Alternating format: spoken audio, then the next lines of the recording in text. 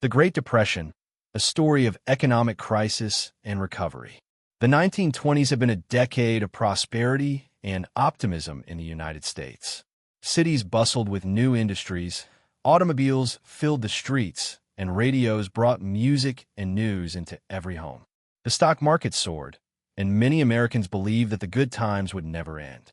But beneath the glittering surface, cracks were forming, cracks that would soon split the nation apart and plunge it into the darkest economic crisis in its history.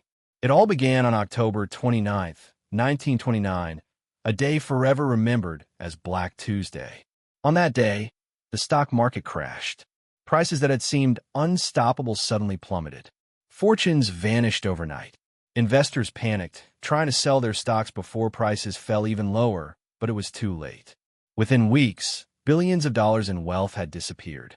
The confidence that had fueled the roaring economy was shattered. The crash didn't just affect Wall Street. It spread like wildfire through every corner of the country. Banks began to fail as frightened depositors rushed to withdraw their savings. Without money, businesses closed their doors. Factories went silent.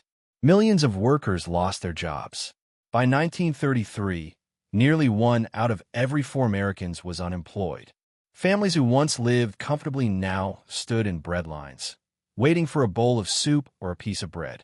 The once booming cities turned bleak, and the countryside fared no better. In the Great Plains, years of poor farming practices combined with severe drought turned fertile land into a barren wasteland. Massive dust storms rolled across the plains, darkening the skies and destroying crops. Farmers lost everything: their land, their homes, their hope.